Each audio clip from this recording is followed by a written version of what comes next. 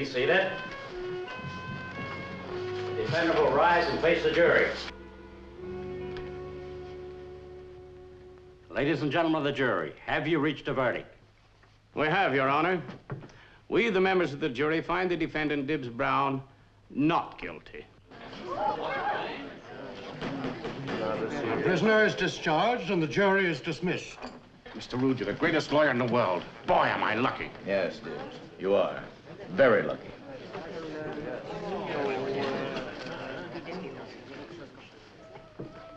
Well, Cowden Rood's done it again. But everybody Cowden Rood defends gets off. Sure, one of the prosecution witnesses got killed before he could testify. But legally speaking, Dibbs Brown had a fair trial. Unfortunately, most everybody knows that he was guilty of murder. Especially the bloodhound of the New York Police Department, Lieutenant John Henry Furnack. Well, and just what's your interest in the Dibbs Brown case?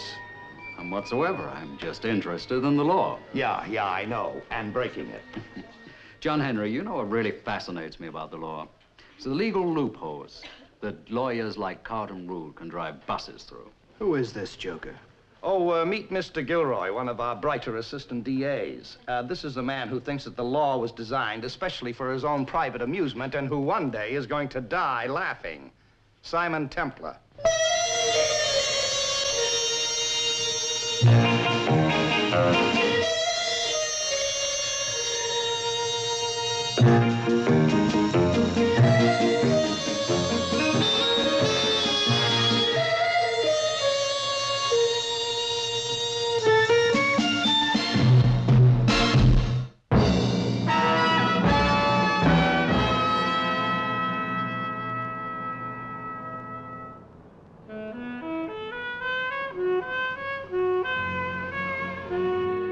Hey, Joe, there's a light on. Somebody's in there.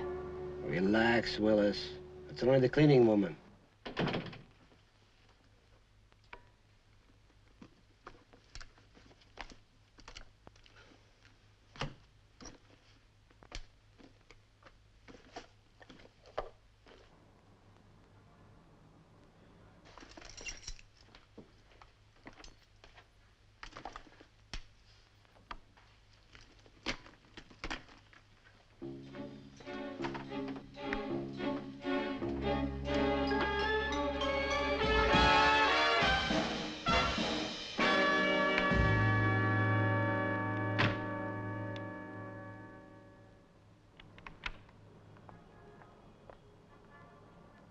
I'll wait until she turns the corner, and I'll pull up a little closer.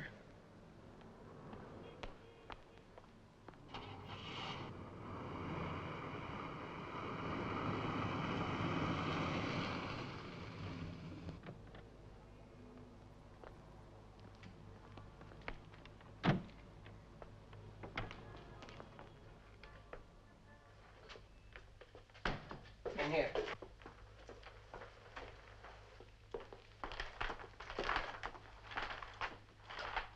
I had the kerosene drum stored at this end, because the floor runs downhill.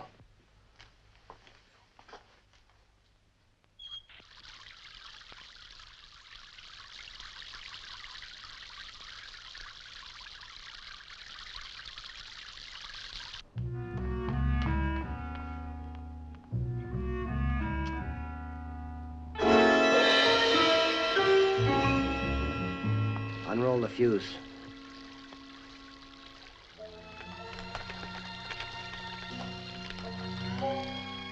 Is that you, Mr. Sholto? Mr. Sholto?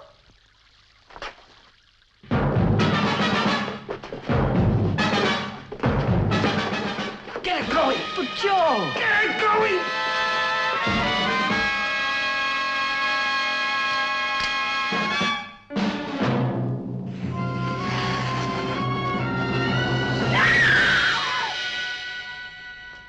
You want to get out of here alive? Shut up!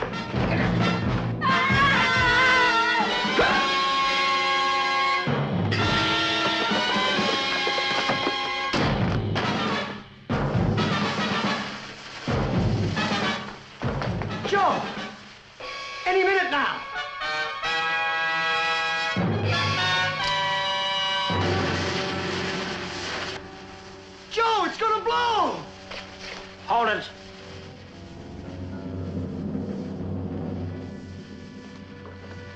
right against the wall. Put your hands above your head.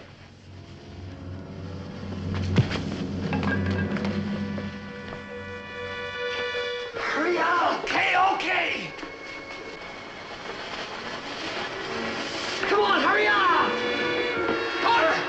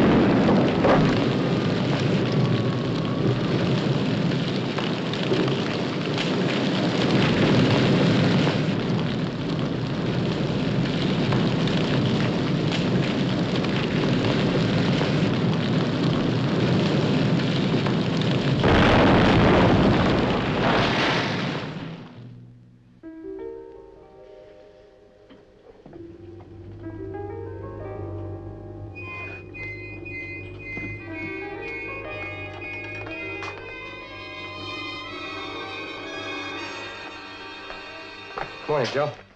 Frank, gee, is it 8 o'clock already? Yeah. What's the story?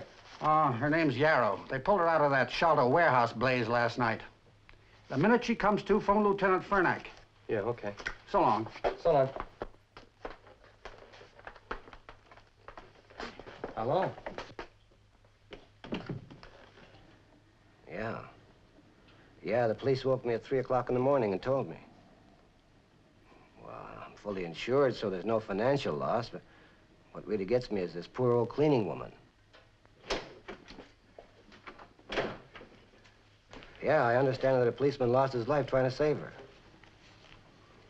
Yeah, it's terrible. Well, thanks a lot for phoning. Huh? Goodbye. You know, Know what? Agnes Yarrow's still alive. She's in Bellevue. Unconscious and on the critical list.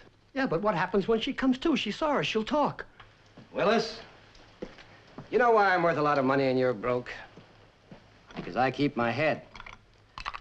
Now, if I hadn't learned to deal with a crisis calmly, I'd never have gotten anywhere. But, Joe... Here, have a drink. Now, if that Yarrow woman talks, it's only her word against yours and mine. Now, relax. But, Joe, this cop is dead. That makes it arson and murder. We're in real trouble now. We're not in trouble. We're not gonna be. Carlton Root will take care of that. You really think so? I know so. Miss Yarrow, can you hear me? Yes. I'm Lieutenant Fernack, New York Police Department. Can you tell me about the fire? Forgot wallet. Went back. Saw Mr. Sholto's call. Check that out. Yes, sir. Did you see Sholto? Yes. Recognized him. Was he alone? Miss Yarrow, was Sholto alone?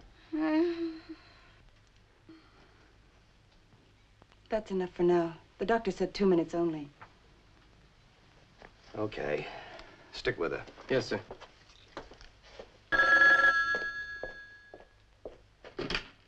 Lieutenant Fernack's office. No, he's over at Bellevue Hospital questioning the Yarrow woman. I'll have him call you. Oh, just a minute. Here he is now.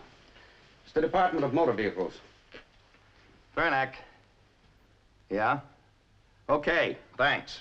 The Yarrow woman claims that she saw Sholto's car at the fire and his license number checks out. Better impound the car quick. Okay, sir. There's a Miss Hammond to see. Her card's on the desk. What for? In connection with the Sholto fire. Okay, send her in. Right.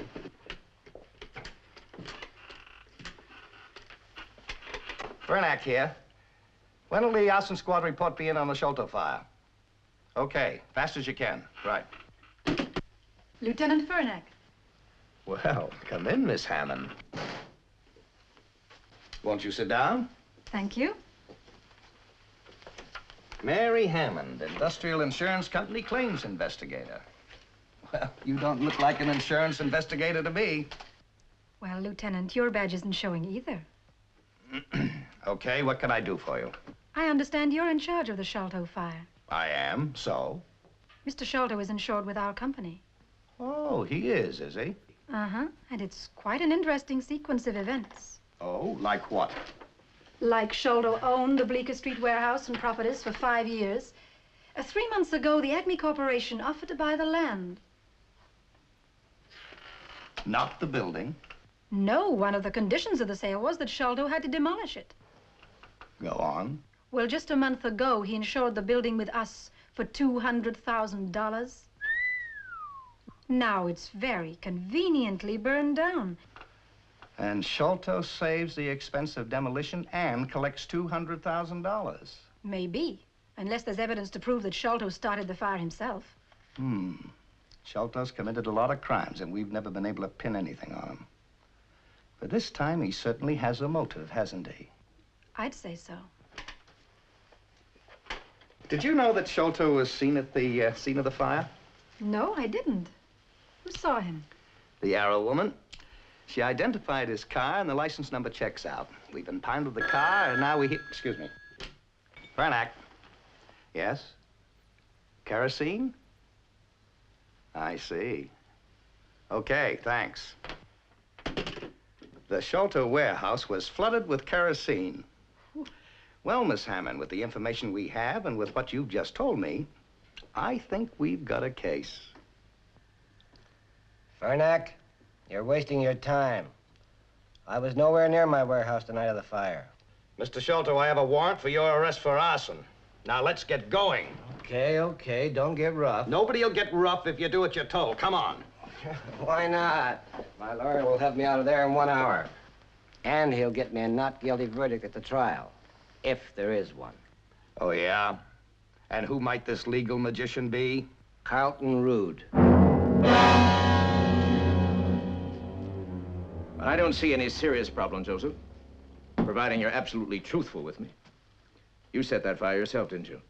Oh, now, look here, Joseph, Carl. I'm your lawyer. Now, level with me. It's privileged communication. It can't be used against you. Now, you set that warehouse on fire, didn't you? Yeah. By yourself? Willis Burnham helped me. Oh, go on. Agnes Yarrow works there as a cleaner. We watched her go.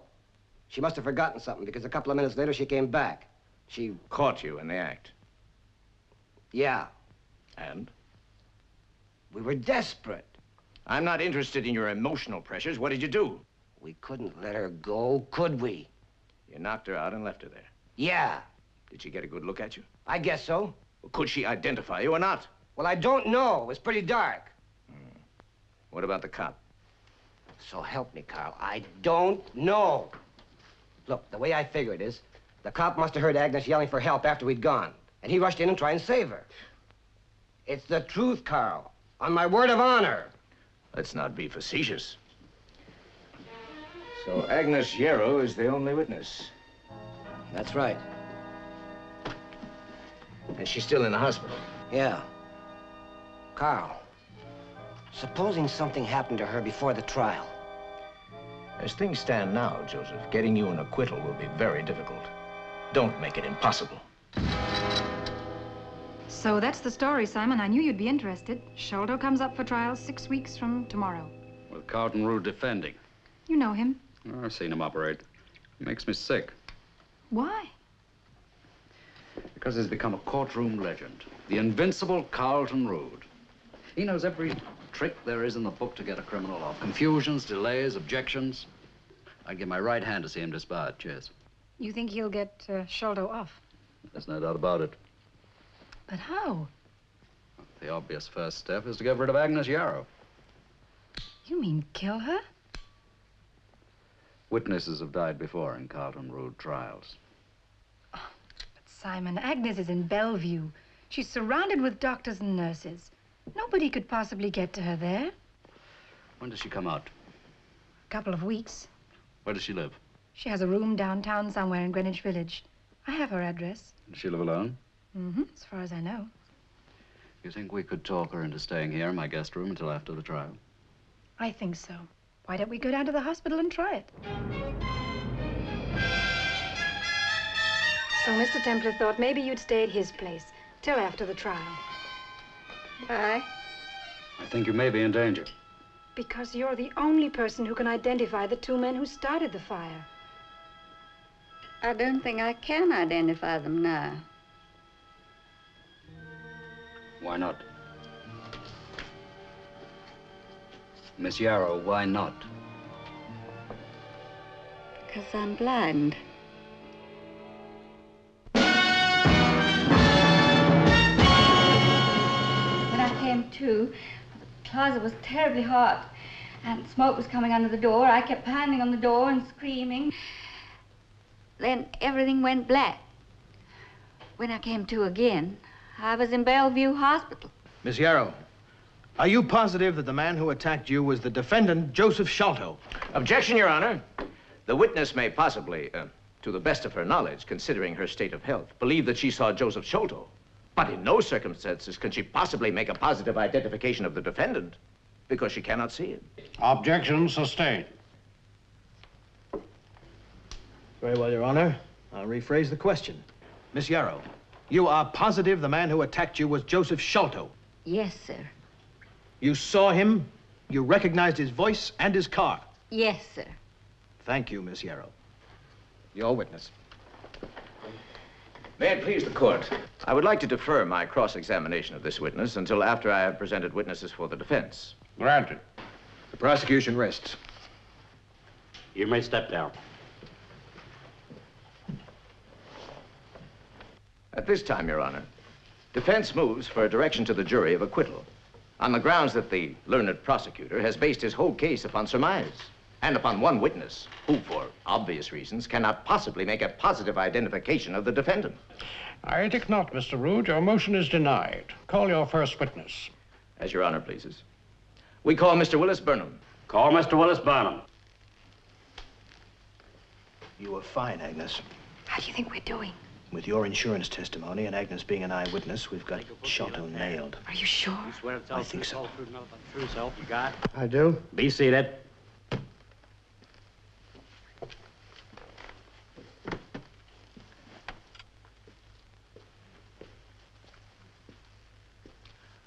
What is your full name, please? Willis Harding Burnham. And what is your occupation? I work for Sholto Import-Export Company. Mr. Burnham, what did you do on the evening of October 5th?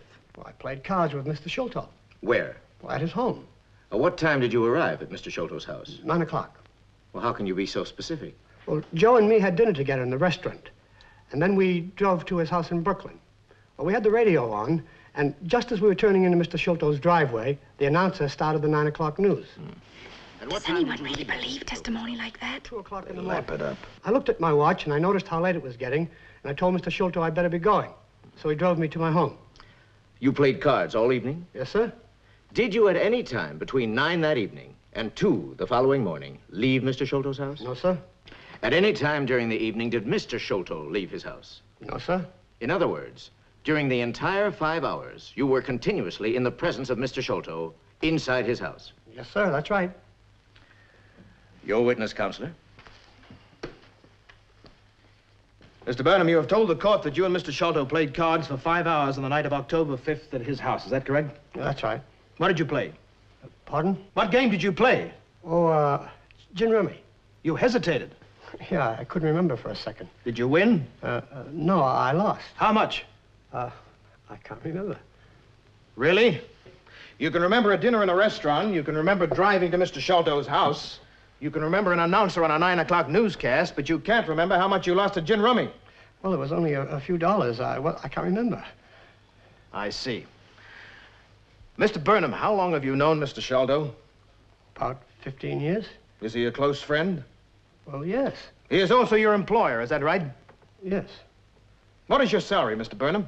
Oh, about $175 a week. That's a good deal of money. Do you have any other source of income? Objection. As prejudicial to the character of the witness. Sustained. I'll rephrase the question. Mr. Burnham, are you completely dependent upon Mr. Sholto financially? Objection. Same grounds. Your Honor, I am not trying to sway the jury by prejudicing it against the character of the witness.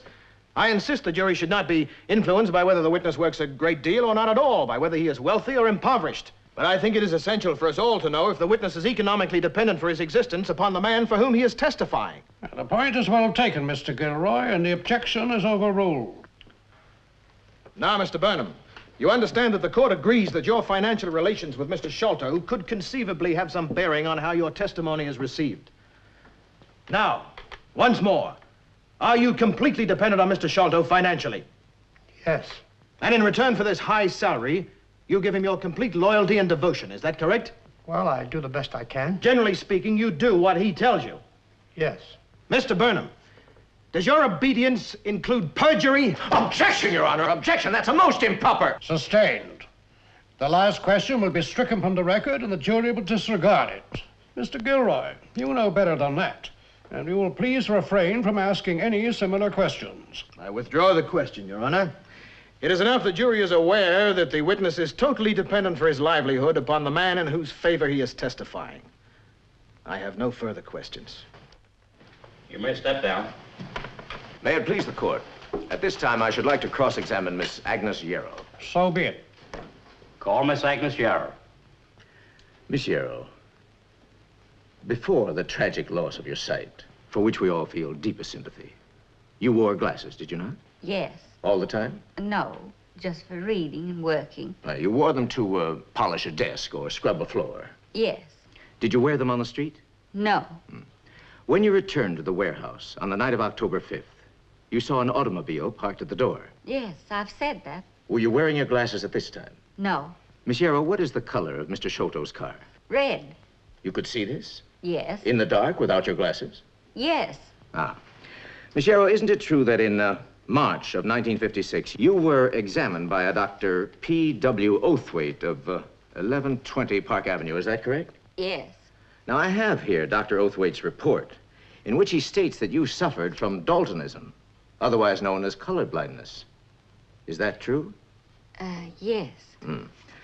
Miss Yarrow, I have here the registration certificate for Mr. Sholto's car. This contains the vital statistics concerning the automobile in question. I believe you're familiar with these statistics. Yes, I am. You are? Yes. Well, you haven't seen this registration, have you? Well, no, of course not. Then how do you know what's on it? Well, Lieutenant Fernack impounded Mr. Sholto's car. I think that's the term. And then when Mr. Gilroy was preparing the case, well, you know. He told you? Well, yes. Mr. Gilroy, my colleague, is an able and distinguished prosecutor.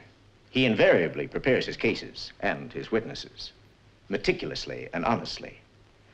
And he told you the color of Mr. Sholto's car. Well, I knew it was either red or green. He told you the color? Yes, because I wasn't sure which. Did he tell you the license number, too? Objection, Your Honor. I withdraw the question. Now, Miss Yarrow, let's retrace our footsteps a little. When you went back to the warehouse to collect your forgotten wallet, and you saw a car which you assumed to be Mr. Sholto's, you were not wearing your glasses. I've said that. No, I wasn't. And you went into the warehouse. Yes. Were there any lights on in the warehouse? No. It was in complete darkness? Yes. Except for the flashlight beams. Ah, yes, the flashlights. Now, when you stood at the doors which lead from the receiving area to the warehouse storage area, a flashlight beam was pointed directly into your face, was it not? Yes. So that you couldn't see clearly who held the flashlight? Well, no. The light was right in my face. In fact, you could see nothing of the interior of the warehouse storage area at all. I saw enough to recognize Mr. Sholto. Well, you testified earlier that you called out.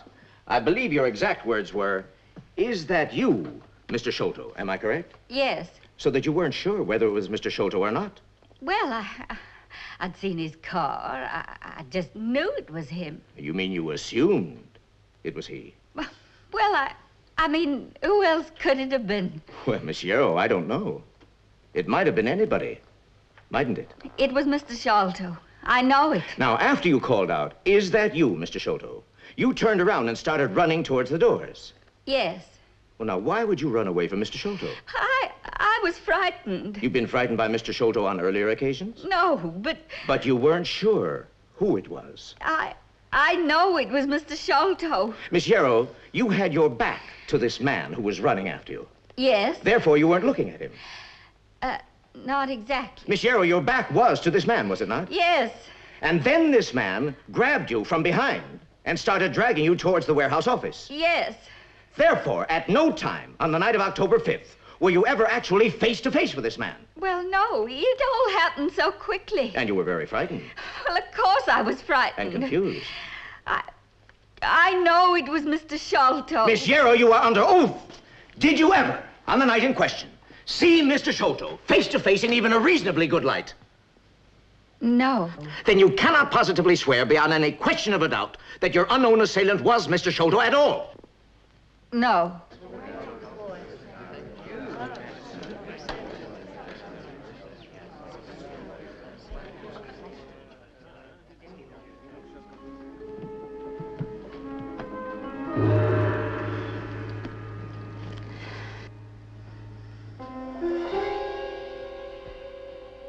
I know it was Mr. Sholto. I recognized his voice that night, and I recognized it again this morning when he spoke to me. I know it was Mr. Sholto.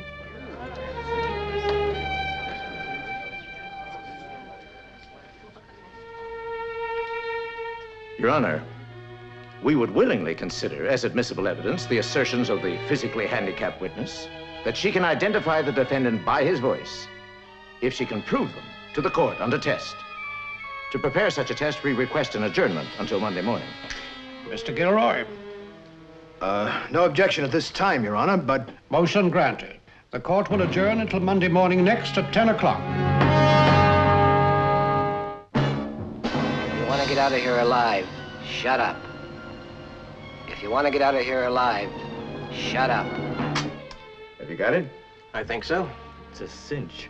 You can borrow the tape machine if you want it. Just be good, and you'll be well paid. Miss Yarrow, you have testified before this court that on the night of October 5th, you heard a voice. Is that correct? Yes. And that this voice said to you, if you want to get out of here alive, shut up. Is that correct? Yes.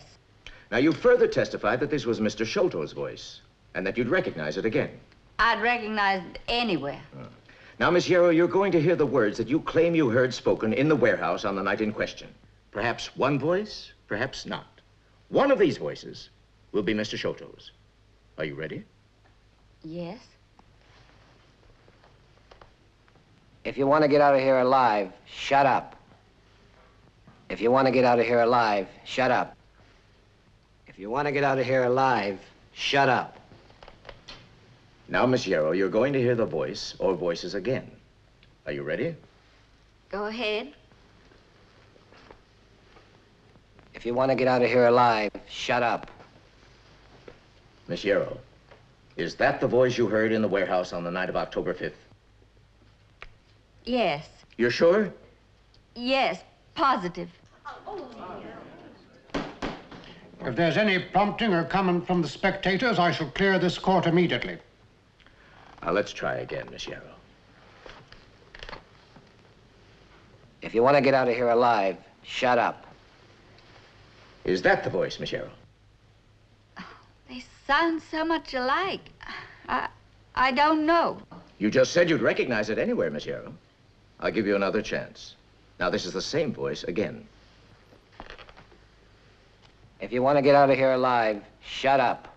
That's it. I'm positive. You are? Yes. Miss Yarrow, here's another voice. If you want to get out of here alive, shut up. Is that the voice you heard in the warehouse on the night of October 5th?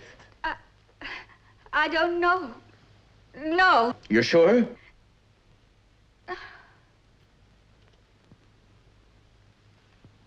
If you can't answer, why don't you admit you were wrong?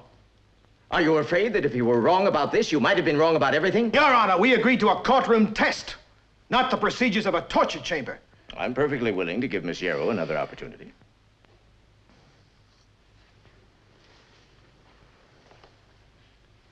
If you want to get out of here alive, shut up. Now, Miss Yarrow, for the last time, do you know or don't you? Was that the voice you heard on the night of October 5th? You said you'd recognize it anywhere. You said you were sure. Well, they all sound so much alike. I'm not sure. You're not sure of anything, are you, Miss Yarrow? No, You did not recognize Mr. Sholto that night, and you did not recognize his voice. Isn't that true? Yes. I guess I was wrong. Maybe I was wrong about everything. I don't know anymore. I'm sorry. Please stop this. Please leave me alone. Leave me alone. Leave me alone.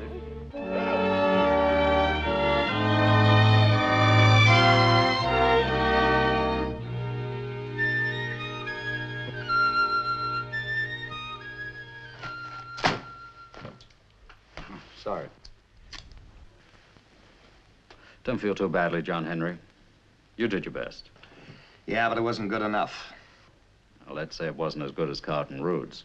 That lying shyster fraud. Do you know something? He's talking to the Bar Association tonight, and his topic is courtroom technique. If you've got nothing better to do, listen in. It's on FM radio. I'll do that. Look, for all I know, maybe the cop did hear Agnes screaming and rushed in to try and save her. You believe that? No. Neither do I. It isn't a question of what you and I believe. The state of New York says the Sholto case is closed. Well, it's fine for you, John Henry. But it's not closed for me. Now, look here, Templar. Don't you go sticking your nose in where it's not wanted. John Henry, me stick my nose in? It's too small. Mr. Rood, it's a very intriguing idea for the public. A famous lawyer's reminiscences about his outstanding cases. What would you call the book? Why, the Carlton Rood story. As told to Tom Simmons, I presume. Mr. Rood, I'm not interested in getting the credit as the author. All I want is 50% of the royalties. You'll take the fame, I'll take the bread. Oh yes, the money. Now, if you can see your way clear to giving me your cooperation, I'll set up a deal with the publisher tomorrow. Very well, Mr. Simmons. I'll think it over. Fine. Here's my card. You give me a call. Won't take but more than a couple of weeks of your time. You just supply me with the court records and talk them over with me briefly. And, of course, the finished manuscript is completely subject to your approval. As I said, Mr. Simmons, I'll think it over. Fine, then. I'll expect to be hearing from you.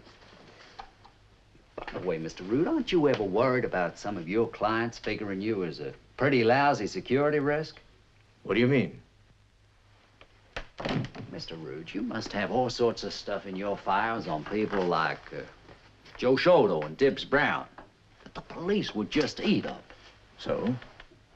Aren't you ever nervous? Of what? Being killed. Killed? Oh, but of course you would have taken precautions, just in case some trigger-happy mobster did get ideas. Oh, by precautions, I mean like making a list of the people most likely to worry about you, leaving it in safe hands, with instructions to deliver it to the police in the event that you should expire suddenly.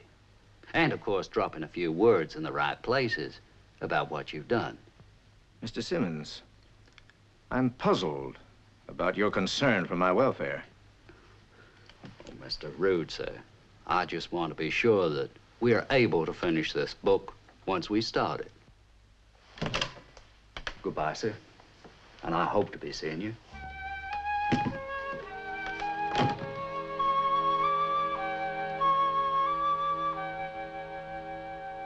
And in conclusion, ladies and gentlemen of the Bar Association, let me suggest to you that serving these cherished, eternal ideals of justice is the solemn, sacred mission of each and every humble practitioner of the law. Is the solemn, sacred mission of each and every humble practitioner of the law. Stan, that's terrific. It's incredible. Well, not really. I've been soaking up that slop for almost an hour. So that's how Rood did it. Yes, Agnes, and that's how we're going to do it back to him. You want to run through it once? I have your time. I thought you said you wanted to go out. Oh, I have to do a little errand before Mr. Rood leaves the Bar Association dinner. Then let's try a take. All right. All ready? Go ahead. Mr. Rood, the senator's been appointed chairman of the Crime Commission, and he's determined to get Sholto. Why come to me? Because you're his lawyer. You understand that the senator is prepared to be very generous.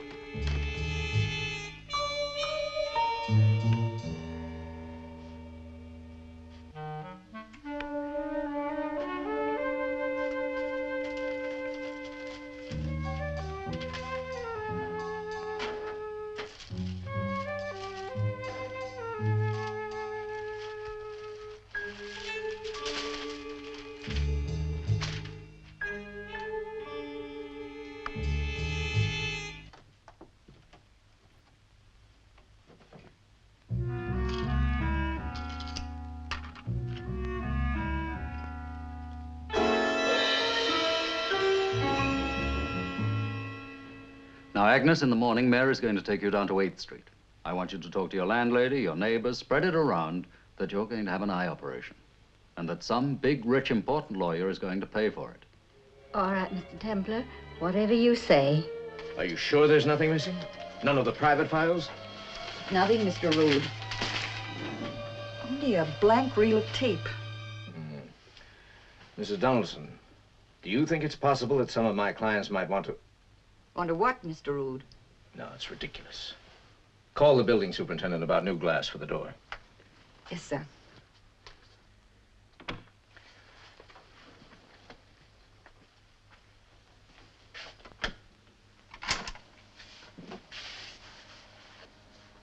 Mrs. Donaldson, 3 copies of this in my personal and confidential file.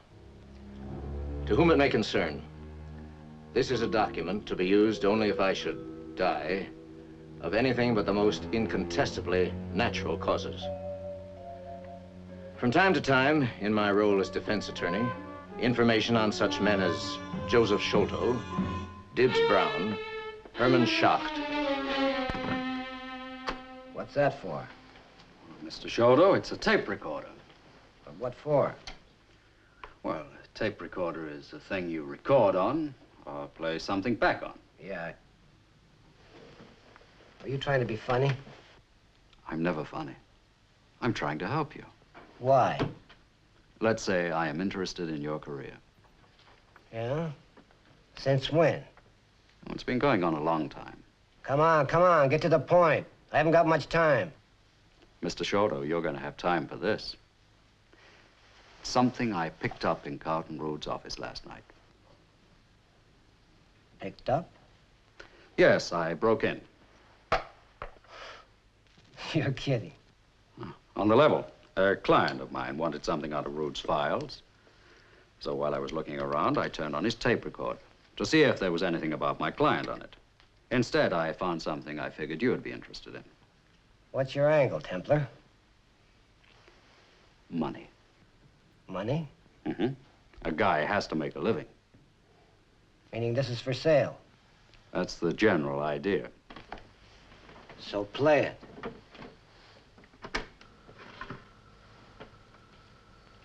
Mr. Rood, the senator's been appointed chairman of the Crime Commission, and he's determined to get Sholto. But why come to me? Because you're his lawyer. You understand that the senator is prepared to be very generous. How generous? If Sholto's convicted, $100,000. If the senator also nails the 3 other clients of yours whom we've discussed, you'll get a federal judgeship. Are you interested? I might be. It would be a nice, distinguished peak to retire to in a few years, and a perfect out from having to defend your old clients. Well, Sholto wouldn't present much of a problem. He set that warehouse fire, you know. Willis Burnham helped him. Burnham? Well, you wouldn't have heard of him. He's a stone-headed little creep Sholto keeps around for laughs. Why, that dirty... Shut up. Pretty strong hunch they murdered the cop who was involved. Mr. Rood, will you cooperate with Senator McPherson generally? You may tell the senator that Carlton Rood will be delighted to do everything in his power to make the crime commission effective. What's the idea? Oh, that's enough for a free sample. Turn it on. The rest is blank tape.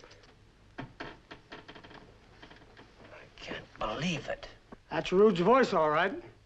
Joe, I warned you. I told you that guy knew too much. There is more. Where? In a safe place. If you want to know what Rood is going to do, you're going to have to pay for it. Of course, the advantage of knowing Rood's plans is that you might be able to stop him. And you do want to keep all this, don't you?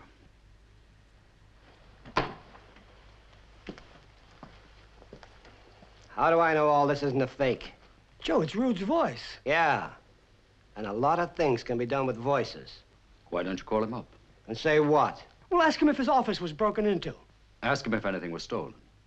Just don't let on you know anything. Go ahead, Joe. Call him.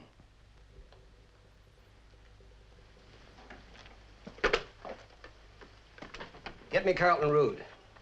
I'll hold on. The first thing you might stop is Agnes Yarrow's eye operation. If it's successful, she'll identify you. What? The details are on the other tape. Hello, Carlton. Oh, hello, Joe. How are you? Yeah, fine, fine. I heard a rumor that your office was broken into. Is that right? Yes, that's right, Joe. Last night. Anything taken? No, nothing at all, except a reel of tape from my recorder. Tell me, how did you find out? Oh, these things get around. You know how it is. I'll be seeing you, Carl. Did he confirm it? Yeah. I always said that Rood was too slick. Joe, you gotta shut him up. What's all this about Agnes Yarrow? Oh, ask anybody in her old neighborhood. She lives down on 8th Street. I have her address somewhere. I know her address. Go on. Well, her landlady's been telling everybody that she's going to have some sort of eye operation. And a big shot lawyer is paying for it. Go down and talk to Yarrow's landlady. Okay, Joe. Check with the neighbors while you're at it. Okay.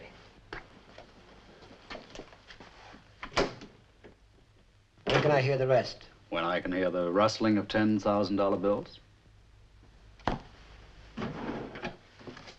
Who else is on the list?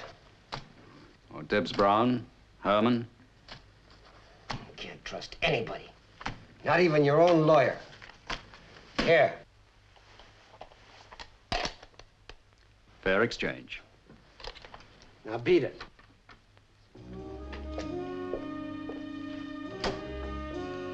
Goodbye, Mr. Schroeder. The tape recorder's on the house.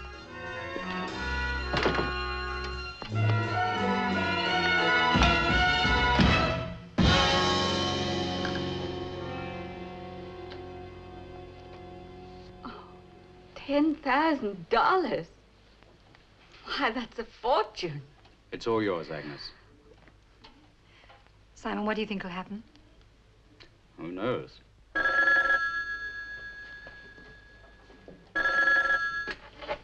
Hello? Hello, Templar. Were you calling me? Yes, John Henry, I was. I have a hot tip for you. Put a couple of men on Carlton Rood's office for the next 8 hours, will you? Why? Look, what are you up to? Oh, nothing. I'm merely acting as a catalytic agent. A what? A catalytic agent. It's an inert substance that causes a chemical reaction between two others. What are you talking about? John Henry, just do as I ask. Put 2 men on Carlton Rood's office for the next 8 hours, or better still, do it yourself. I have a strong hunch that Comrade Shodo is about to do something very, very illegal. And it's possible that if Miss Yarrow gets her sight back, you might reopen the case. Fernack and the DA's office would love to get Sholto on a murder rap because of the cop. Failing this, you should be able to get Sholto on income tax evasion for any of the past 5 years, but especially 1960. Joe, In my it's opinion, true. Senator McPherson's best line. Did you talk to the landlady? Yeah? And to the old lady next door. They both say that Agnes is having an eye operation, and that some big shot lawyer's picking up the tab. Come on, Willis.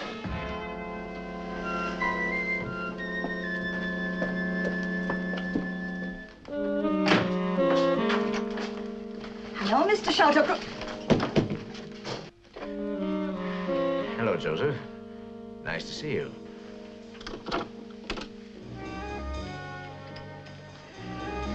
Won't be for long. What is this? How dare you lock my door? How's Senator McPherson? Who? So I'm a stone-head little creep, am I? What are you talking about?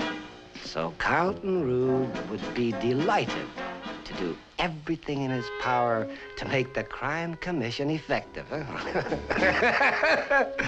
Well, well, well. You're drunk. Joe. Look. Private and confidential.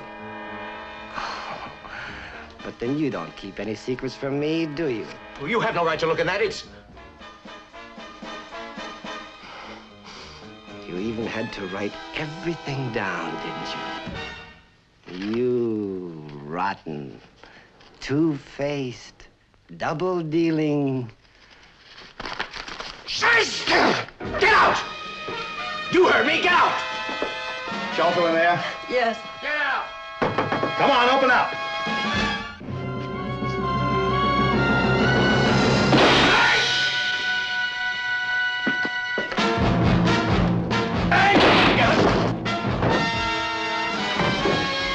Drop it!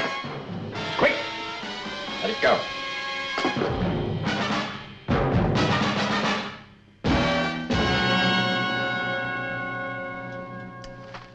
Well, that's that. Something bothering you, Lieutenant? You know, Templar, I've got a feeling that you had something to do with this. John Henry, you got me to the quick. Did I shoot Burnham? Did I shoot Rood? Did I sentence Shoulder to the chair? No, but you knew something was happening. That's why you asked me to keep an eye on Rood's office. But I didn't know what was going to happen, did I? And if Shoulder hadn't locked the door, you would have been in time. John Henry, I give you my word, all I did was set in motion certain actions and reactions. The ungodly behaved predictably, with the end result that evil destroyed itself. Now, how about having a steak with Mary and me? You paying? And I always.